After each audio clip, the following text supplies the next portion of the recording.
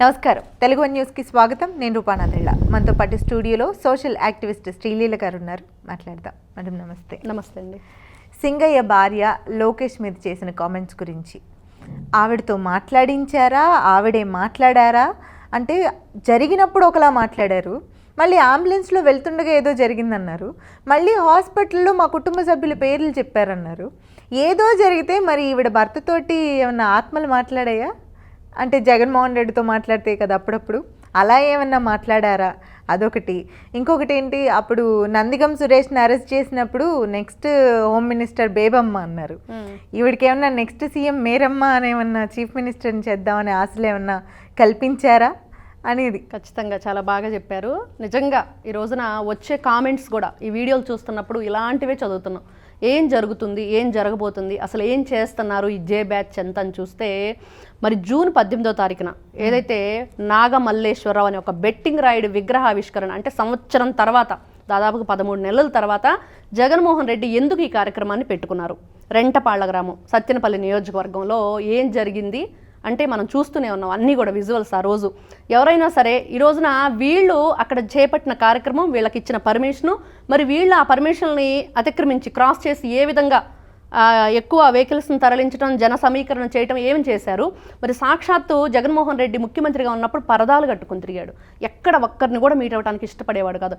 అట్లాంటిది ఈ రోజున డైరెక్ట్గా ఆయన కారు మీద ప్లగార్డులు కొట్టుకుని ఎక్కి ఏ విధంగా వాళ్ళు చిందులు దొక్కారో మనం చూసాం. మరి ఇన్ని విధాలుగా మరి చేస్తుంటే మరి మళ్ళీ కూడా తిరిగి వాళ్ళు చేసిన ప్రచారం ఏంటంటే రోప్ పార్టీని మాకు ఇవ్వలేదు అని. రోప్ పార్టీ ఎక్కడుంటుంది? ఆయన స్టార్ట్ అయ్యే దగ్గర, విగ్రహావిష్కరణ దగ్గర ఉంటుంది. మీరు ఇష్టానుసారంగా రోడ్డంతా కూడా జనాలను సమీకరించి ఈ విధంగా కారు ఆపుకుంటూ వెళితే ఎవరైనా సరే ఎక్కడనిస్తారు? మీకంటూ ఒక పాయింట్ లేదు. ఎక్కడైనా మీరు ఆ రోజున ఏదైతే కూటమి ప్రభుత్వం మీకు పర్మిషన్ ఇచ్చిందో దాని ప్రకారం మీరు నడుచుకోలేదు. ప్రతి ఒక్కటి కూడా మొత్తం తప్పులని జగన్మోహన్ రెడ్డి వైపే మనకు క్లియర్గా అర్థమవుతోంది ఫస్ట్ నుంచి చూస్తూ ఉంటే. మరి అదేవిధంగా ఆ రోజున జరిగిన సంఘటనలో వీళ్ళు గుంటూరు ఎస్పీని ఏ విధంగా తప్పుద్రోవ పట్టించారు? ఫస్ట్ ఒక వెహికల్ 001 అని చెప్పేసి దేవినేని అవినాష్ అనుచరుణ్ అని చెప్పేసి అతనే వెళ్ళి సరెండర్ అవటం, కార్ని వాళ్ళకి సరెండర్ చేయటం, మరి ఈ కారు కిందే పడి చనిపోయాడని చెప్పేసి చెప్పటం. వెంటనే ఎస్పీ ప్రెస్ మీట్ పెట్టేసి ఇదిగో ఈ కారు కిందే చనిపోయాడని చెప్పేసి దాంట్లో 001 అని చెప్పే కార్ని చెప్పటం, దానికి సంబంధించిన వాళ్ళ దగ్గర కూడా మేము తీసుకున్నాము రిపోర్ట్ అని చెప్పటం, ఇవన్నీ జరిగిపోయిన తర్వాత 18వ తారీఖు నుంచి మళ్ళీ 23, 22 తారీఖులు సండేకి వస్తే అస్సలు ఎవరు ఈ సింగయ్య, అసలు ఎలా చనిపోయాడు? మనం ఆ రోజు చూసింది 18వ తారీఖున కేవలం ఆ రోడ్డు పక్కన చెట్లలో ప్రాణాలతో కొట్టుమిట్టాడుతూ ఉన్నాడు.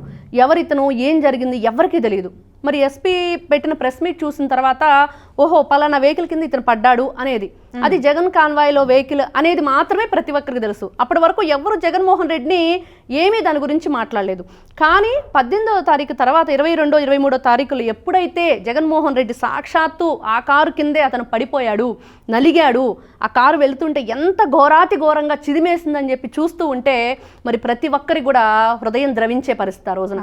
మరి ఆ సిచ్యువేషన్ చూసిన తర్వాత కూడా అని మరి అలాగే మేము సినిమాల్లో చేసే గ్రాఫిక్స్ అని చెప్పి రోజా లాంటి వాళ్ళు మాట్లాడటం, మరి అంబట్ రాంబాబు లాంటి వాళ్ళు కూడా ట్వీట్ చేసి ఈ విధంగా డ్రైవ్ చేస్తూ ఉంటే పక్కన కూర్చున్న నాకేంటి సంబంధం, నా మీద ఎందుకు కేసు పెడతారు అలాంటి వ్యాఖ్యలు చేయటం, ఇవన్నీ చూసిన తర్వాత ఇంకా ప్రజల్లో ఏ విధమైన సిచ్యువేషన్ క్రియేట్ అవుతుంది?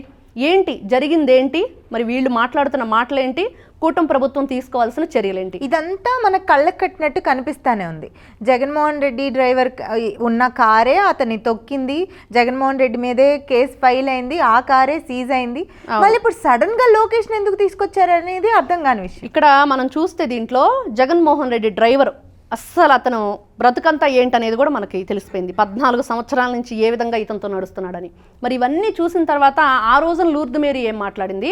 ఈ తొక్కిచ్చిన రోజు సాయంత్రమే అంబటి రాంబాబు చేతికిచ్చి 10 లక్షల రూపాయల చెక్కు జగన్మోహన్ రెడ్డి. అంటే ఎంగిలి చేత్తో కాకిని విదల్చడు, పిల్లికి భిక్షం పెట్టడు లాంటి మనస్తత్వం ఉన్న జగన్మోహన్ రెడ్డి ఈ రోజున ఆస్తి కోసం కన్న తల్లిని తోడబుట్టిన చెల్లిని కూడా బయటకు నెట్టేసిన వ్యక్తి మరి 10 లక్షల రూపాయల చెక్కు ఎందుకు ఇచ్చి పంపించాడు? నాతో సంబంధం లేదు అసలు దానికి, అక్కడ జరిగిన దానికి అంటూనే డబ్బులు ఇచ్చి పంపించడం. ఎవరైతే ఈ బలసాని కిరణ్ కుమార్ అనే వ్యక్తి నీ వైఎస్ఆర్సీపీ పార్టీ ఇన్ఛార్జ్ ఎందుకు వాళ్ళతోని జర్నీ అవుతూ వచ్చాడు ఇప్పటి వరకు కూడా? వాళ్ళ ఇంట్లో ప్రతిరోజు కూడా ఆ సంతాప సభల్లో అన్నింటిలో ఎందుకు పాల్గొన్నాడు? మరి అంబటి రాంబాబు అతను ఇద్దరు కలిసి వెళ్ళి ఆ చెక్కుని ఎందుకు ఇచ్చారు? మరి ఈ రోజున చూస్తే ఏటూగా ఉన్న జగన్మోహన్ రెడ్డి మరి ఆ కేసు ఇంకా నడుస్తూనే ఉంది. దానికి సంబంధించి మరి వాళ్ళు బాధితులు ఎవరైతే ఉన్నారో వాళ్ళని వీళ్ళ ఇంటికి పిలిపించుకోవటం, వాళ్ళతో మాట్లాడటం అనేది ఇది కూడా నేరం. దీని మీద కూడా కేసు ఫైల్ చేయాలి, దీని మీద కూడా విచారణ చేయాలి. ఆవిడ చేత వీళ్ళు మాట్లాడించిన మాటలు ఇప్పుడు మీరు చెప్తున్నా. ఫస్ట్ అసలు మా హస్బెండ్కి పెద్దగా ఏం దెబ్బలు తగలలేదు, కారు జస్ట్ టచ్ అయింది, ఏదో చిన్న చిన్న గాయాలు ఆవిడ చెప్పిన మాటలు. మరి చిన్న చిన్న గాయాలే అయితే మరి వెంటనే ఏదో చిన్న ఫస్ట్ ఎయిడ్ చేయించేసి ఇంటికి తీసుకెళ్ళొచ్చు కదా, అంబులెన్స్ తెచ్చే వరకు మీరు ఎందుకు ఆగారు? మరి వెంటనే ఇంటికే తీసుకెళ్ళొచ్చు కదా, హాస్పిటల్కి ఎందుకు తీసుకెళ్లారు? అదేవిధంగా హాస్పిటల్లో నీ భర్త అందరి పేర్లు చెప్పినప్పుడు మరి అంబులెన్స్లో ఎవరైతే లోకేష్ గారి మనుషులు వచ్చారు మరి వాళ్ళు ఏదో 50 మంది, మరి ఆ 50 మంది పేర్లు కూడా ఈవిడ చెప్పాలి, వాళ్ళని కూడా గుర్తుపట్టాలి. మరి అదే విధంగా లెక్క పెట్టిందా మీరు రావటంలో? అంటే ఈవిడ భర్తకంతా ప్రమాద పరిస్థితిలో ఉన్నా కూడా వచ్చిన జనాలు లెక్క పెట్టే టైం ఈవిడ తీసుకుందా? అసలు ఈవిడ ఉందా అంబులెన్స్లో? అదే ఇప్పుడు క్వశ్చన్. అసలు భర్తతో ఈవిడ అటెండర్గా ఎందుకు వెళ్ళలేదు? అంబులెన్స్లో ఏదో జరిగిద్ది అని చెప్తున్నప్పుడు మరి ఇన్ని క్వశ్చన్స్ మధ్య ఖచ్చితంగా ఈవిడ మీద కూడా ఈ రోజున విచారణ జరగాలి. అదేవిధంగా ఏటుగా ఉన్న జగన్మోహన్ రెడ్డి ఎలా పిలిపిస్తాడు ఇంటికి, ఏ విధంగా వీళ్ళతో మాట్లాడేస్తాడు, ఇలాంటివన్నీ కూడా చేస్తున్న వీళ్ళని ఇంకా ఏ విధంగా శిక్షించాలి? మొన్నటి వరకు లూర్ద్ మేరీ ఆయన భవన నిర్మాణ కార్మికుడు సింగయ్య, చాలా పూర్ ఫ్యామిలీ, రెక్కాడితే కానీ డొక్కాడని దళిత సామాజిక వర్గానికి చెందిన వ్యక్తి. మరి అట్లాంటి వాళ్ళ కుటుంబాన్ని చూస్తే ఆ రోజు ఖచ్చితంగా ప్రతి ఒక్కరికి ఈవిడ మీద ఒక సింపతి ఉంది. ఈ రోజున ఈవిడ చేసిన వ్యాఖ్యలు, ఈవిడ మాట్లాడిన విధానం, పక్క నుండి ప్రాంప్టింగ్ చేస్తూ చెప్పించిన బలసాని కిరణ్ కుమార్ అనే వ్యక్తి, ఇవన్నీ చూసిన తర్వాత ఆవిడ ప్రెస్ మీట్ మాట్లాడుతుంటే వెనకాల అతను మాట్లాడుతూ ప్రాంప్టింగ్ ఇస్తున్నది రౌండ్ చేసి మరి సోషల్ మీడియాలో ఈ రోజున అదే తిరుగుతూ ఉంది. ఎంతమందిని ఎన్ని విధాలుగా వీళ్ళు మోసం చేస్తారు, ఎలాంటి కుట్రలు పొందుతారు, అసలు నారా లోకేష్ గారి పేరు ఎందుకు తీసుకొచ్చారు, లోకేష్ గారి మనుషులే అని చెప్పేసి లోకేష్ గారి ఫోటోలు పెట్టుకుని వాళ్ళు వచ్చారా, లేకపోతే ఐడి కార్డులు ఏమైనా ఉన్నాయా నేను లోకేష్ గారి మనిషినని? ఏ విధంగా మీరు వాళ్ళు లోకేష్ మనిషి అని చెప్పి మీరు ఐడెంటిఫై చేస్తారు, ఏ విధంగా చెప్తారు, ఏ విధంగా ఆ అంబులెన్స్లో ఏదో జరిగిందని చెప్పేసి ఈవిడ ఇలాంటి అభూత కల్పనలు, ఇలాంటి అసత్యాలు ఎందుకు ప్రచారం చేస్తున్నారంటే ఖచ్చితంగా విచారణ చేయాల్సిందే. ఖచ్చితంగా వీళ్ళని ఈవిడ ఎవరైతే మాట్లాడుతుందో ఈవిని ఫస్ట్ విచారణకు పిలిపించాలి. ఎందుకు మాట్లాడుతుంది ఈ రోజున, ఎందుకు ఈ ఏటూగా ఉన్న జగన్మోహన్ రెడ్డి పిలిపించాడు? అసలు నిజంగా ఇవన్నీ వింటూ ఉంటే ఇలాంటివి కూడా చేస్తారా, ఇలా కూడా జరుగుతుందా? చాలా ఓల్డ్ మూవీస్ అంటే బ్లాక్ అండ్ వైట్ మూవీలోకి వెళ్తే రాజనాల, నాగభూషణం అని చెప్పేసి కొంతమంది వాళ్ళు ఓల్డ్ విలన్స్ ఉండేవాళ్ళు. వాళ్ళు కూడా వాళ్ళ ఫ్యామిలీలో ఏదైనా ఇట్లాంటి ఇష్యూ జరిగినప్పుడు ఏదో ఒక ఇంట్లో పనిచేసే వాళ్ళని తీసుకొచ్చి అక్కడ నిలబెట్టేసి మేము ఆ కార్ మేము డ్రైవ్ చేయలేదనో, లేకపోతే అది వేరే వాళ్ళు డ్రైవ్ చేస్తూ అంటే పక్కకు తప్పించే ప్రయత్నం. అదేవిధంగా కత్తిపోటు పొడిచేటప్పుడు నేను చూశానని ఒకరు నిలబెడతారు బోన్లో. మరి అక్కడికి వచ్చి లాయర్ క్వశ్చన్ చేసేటప్పుడు పొడిచేటప్పుడు చూసావా, ఎన్ని పోట్లు పడటం చూసావు, ఎలా పొడిచాడు, టైం ఏంటి అని అడిగినప్పుడు వెంటనే వాళ్ళు కంగారు పడిపోయి నిజం బయటకు వచ్చేస్తాయి. అదే సిచ్యువేషన్లో ఉంది ఈ రోజున లూర్ద్ మేరీ సింగయ్య భార్య. మరి అదే జరుగుతుంది. వీళ్ళు కళ్ళబొల్లి కబుర్లు చెప్తూ కాకమ్మ కబుర్లు ఇవన్నీ చూస్తూ ఉంటే ఎవరిని ఈ రోజున మీరు ప్రలోభాలకు గురి చేస్తున్నారు? నిజంగానే బేబమ్మ హోమ్ మినిస్టర్ అనగానే ఈ రోజున మేరమ్మ చీఫ్ మినిస్టర్ అయిపోయిద్దని అనుకుంటున్నారా?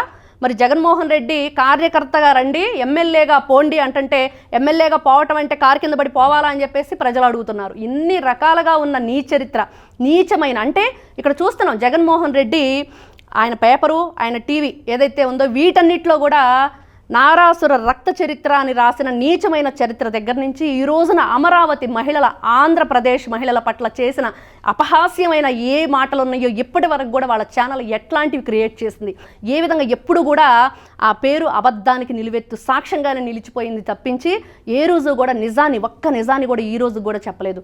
వాళ్ళ ఏదైతే ఛానల్ అధినేత పదే పదే చెప్తూ ఉంటారంట, ఎప్పుడు కూడా మేము ఒక న్యూస్ రాసేటప్పుడు 1కి 10 సార్లు ఆలోచిస్తామని. నిజంగానే ఏం ఆలోచిస్తారంటే ఒక నిజాన్ని అబద్ధంగా ప్రజల్లోకి ఎలా తీసుకెళ్లాలని వాళ్ళు ఆలోచిస్తారు. ఇదైతే క్లియర్గా అర్థమవుతుంది. ఈ రోజున లూర్ద్ మేరీ మాటలు ఏవైతే ఉన్నాయో ఇవన్నీ కూడా ఖచ్చితంగా ఇప్పుడు కేసు ఫైల్ చేయాలి. ఈవిడ ఎందుకు మాట్లాడింది, ఎవరు మాట్లాడిచ్చారు, మాట్లాడవలసిన పరిస్థితి ఎందుకు ఏర్పడింది, ఇవన్నీ కూడా క్లియర్గా తెలియాలంటే ఖచ్చితంగా దీని మీద కేసు నమోదై విచారణకు వెళితే కానీ ఇంకా నిజాలు బయటకు రావాలి.